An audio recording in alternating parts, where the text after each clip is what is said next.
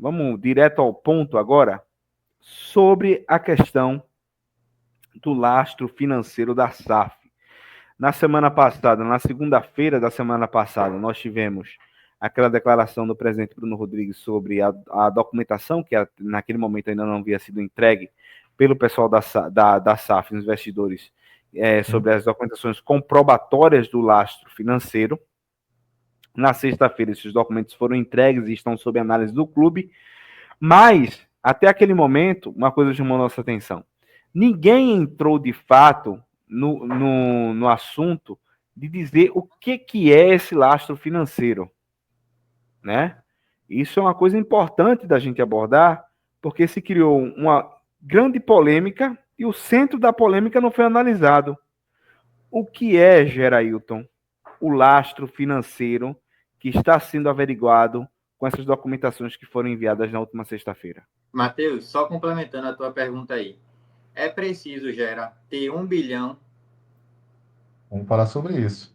Deixa eu responder a Elmo Carneiro aqui. Gera, os investidores bloquearam a possibilidade de os credores venderem seus valores e receber do Santa Cruz, só negociar com o titular. Não é isso, tá, Elmo? Não é isso.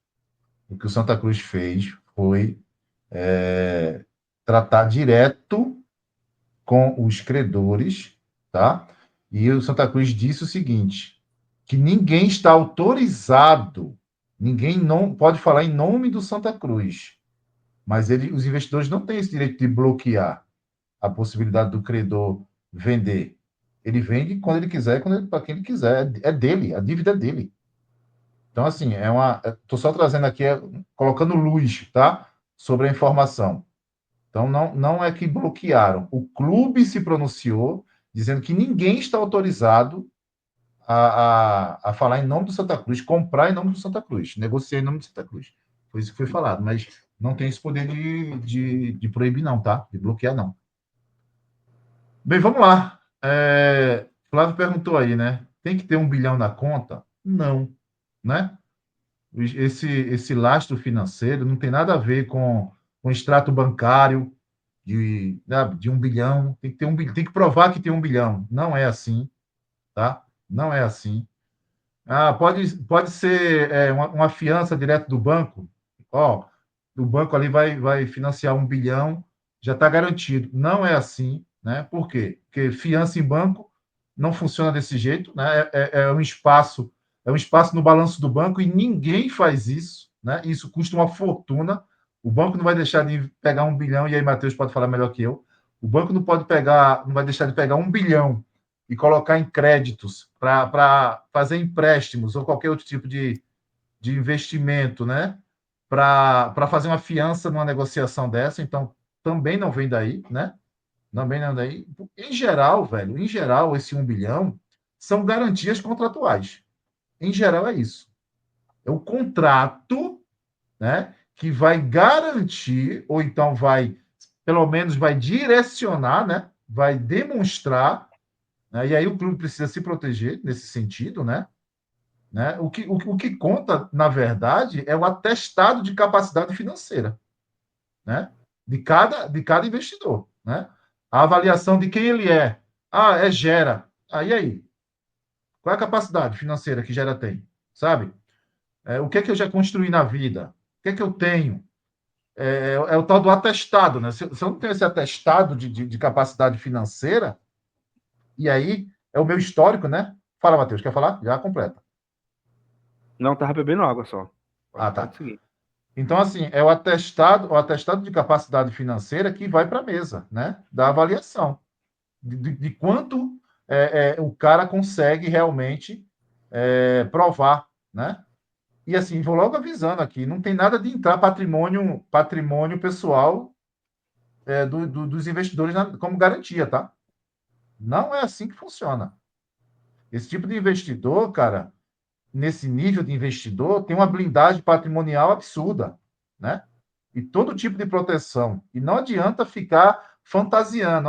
O cara tem uma casa, sei lá na França. Isso prova o lastro financeiro dele. Não é. Não é isso. Não é sobre isso, né? É sobre capacidade financeira. Capacidade financeira.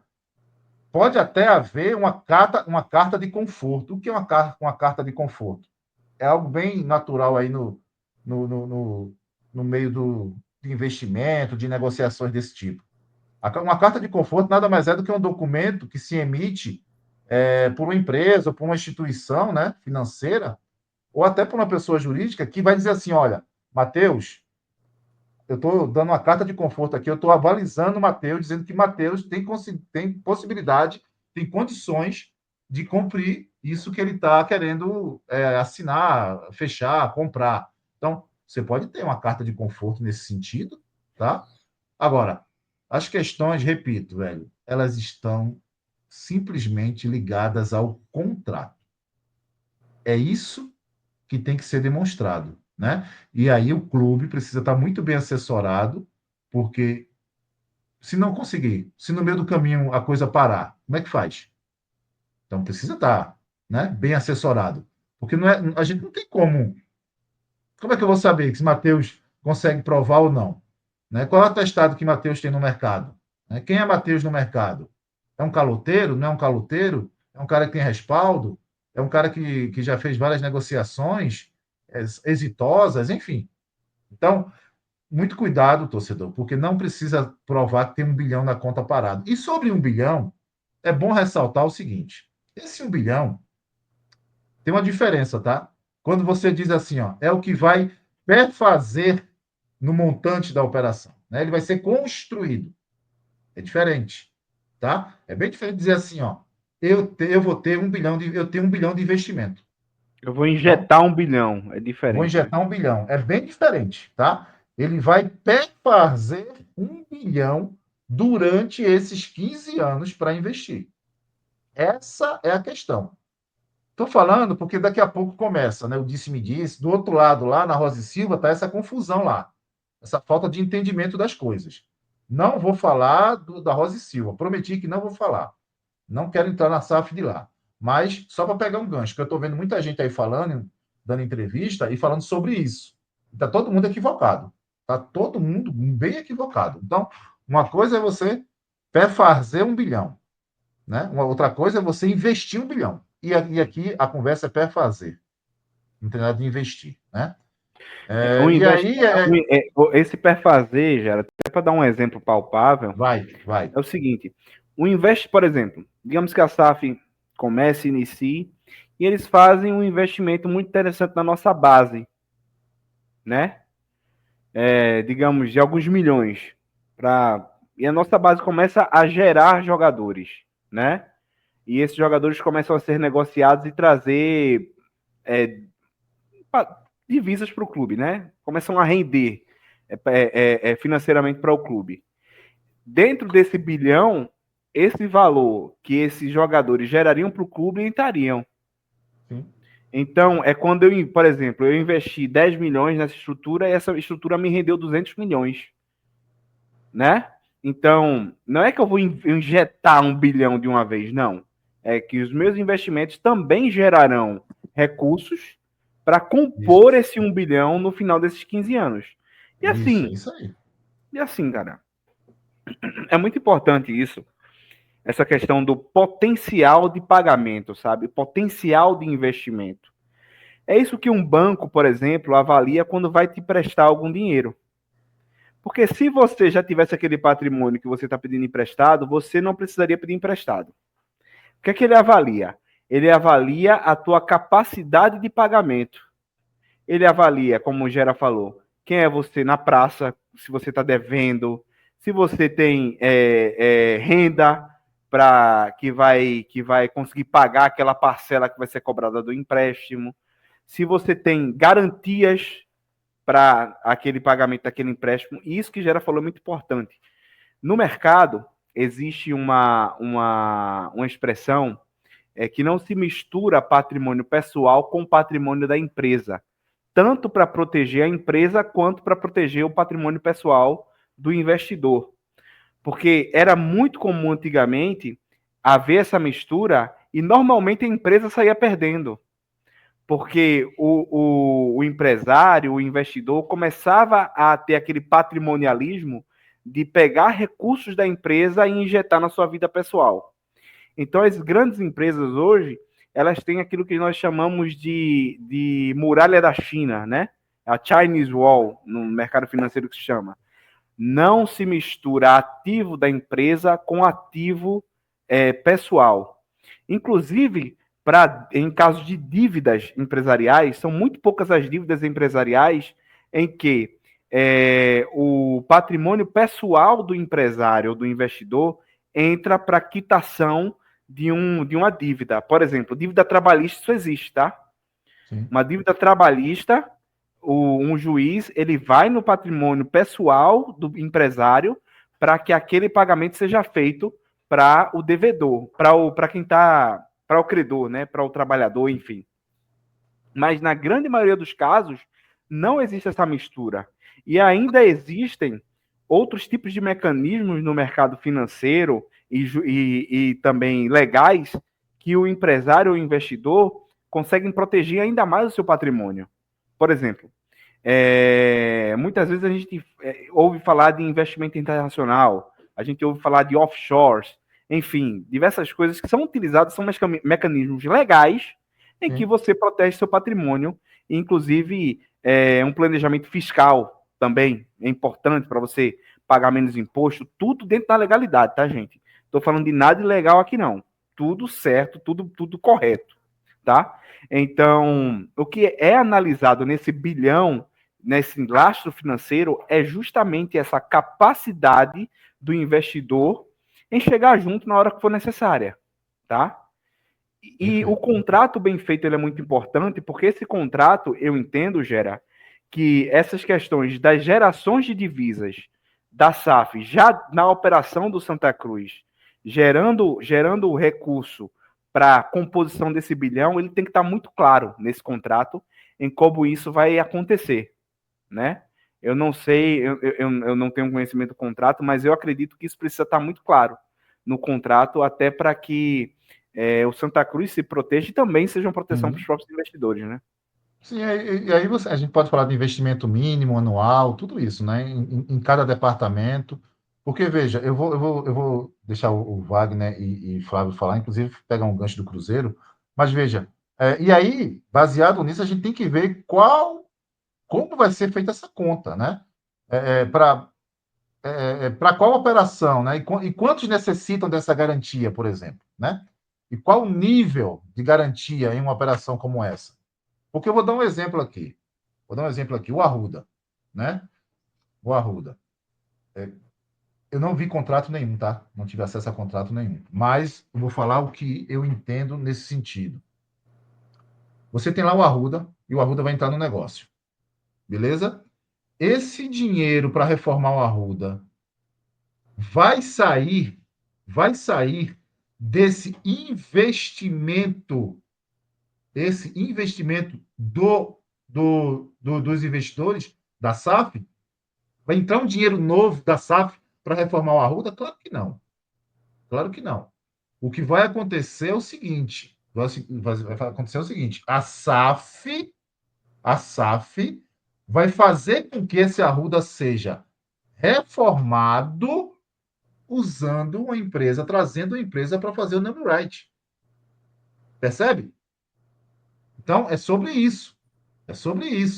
Ela não vai tirar 300 milhões para reformar o Arruda. Não vai fazer isso. E aí, o resultado disso vai gerar receita que, no final das contas, vai entrar dentro daquele 1 bilhão, teoricamente, que foi falado. Então, assim, são processos, né? Um processo acaba complementando o outro.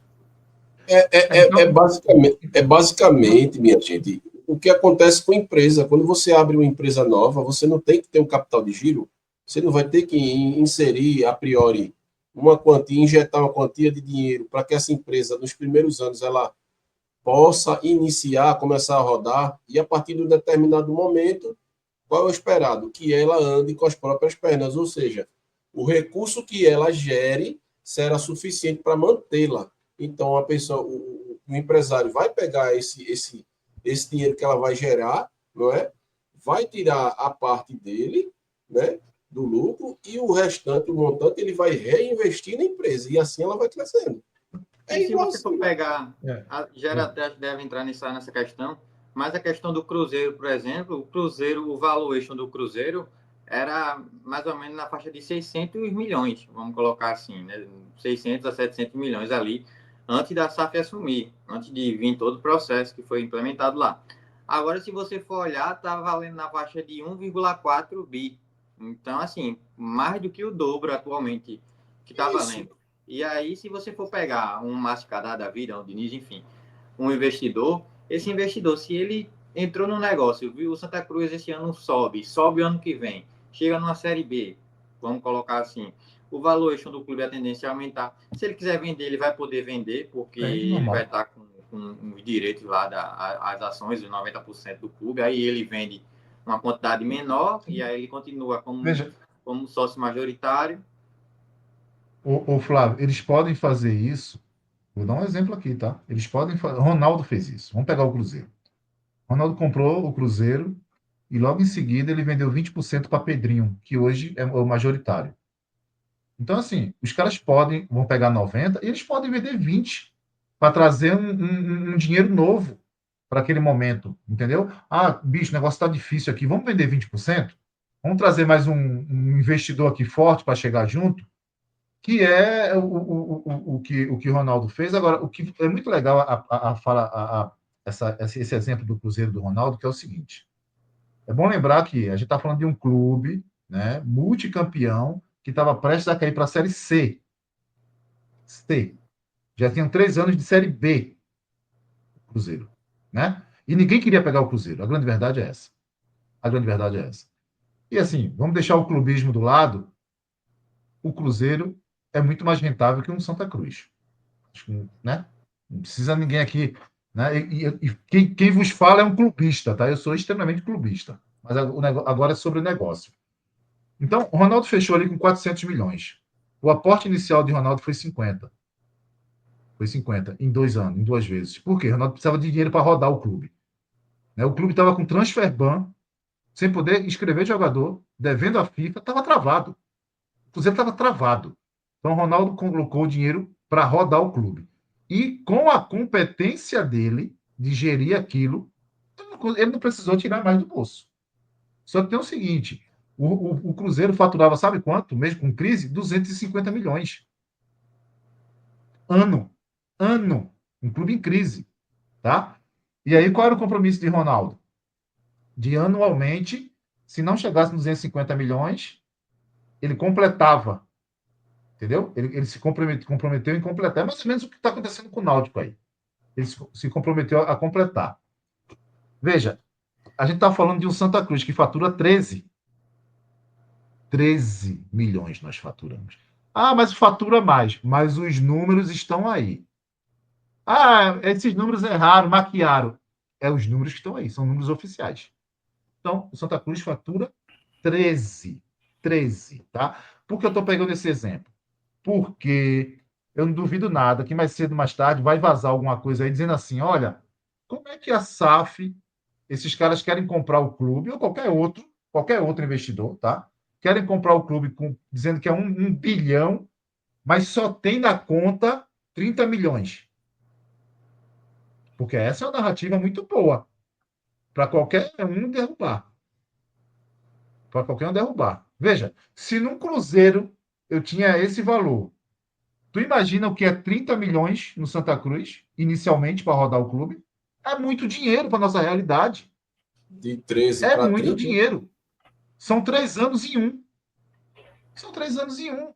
Então, assim, muito cuidado com o que vocês vão escutar por aí, viu? Agora tem uma questão de uma lógica inversa também, né, Gera? A lógica inversa no seguinte sentido. Você está trazendo a informação aí que o Santa Cruz ele gera em torno de 13 milhões ano, né? Para rodar o Santa Cruz, 13 milhões ano roda o Santa Cruz. O clube inteiro, né? O clube inteiro. Futebol e estrutura, tudo. Tudo. E aí a gente tem uma SAF aí que está vindo assinar um contrato de 1 bi em 15 anos. Em 15 anos, o Santa Cruz, andando com um modelo associativo, geraria 1 bi? Não geraria. Então, é exatamente isso. Quando você está nesse tipo de operação, você não leva em consideração ou somente o dinheiro que está em caixa, o orçamento de um ano. Você leva em conta um potencial de vários anos, mediante um cálculo que é feito da sua capacidade de investimento, da sua capacidade de pagamento, né? Esse 1 bi são para 15 anos. E aí a pergunta esse grupo de investidores, através da documentação que eles estão trazendo, conseguem comprovar que tem lastro para esse investimento em 15 anos? Dentro desse lastro, o plano de negócio também tem que estar presente. Não estou falando de um plano de negócio estruturado, mas como fazer? Como fazer esse clube ser participante dessa geração de 1 bi em 15 anos? Então, tudo isso é levado em consideração nesse momento de avaliação. Porque se a gente fosse levar em consideração o que é o Santa Cruz hoje, em 15 anos ele não vale 1 bi. Não vale 1 bi. Exatamente.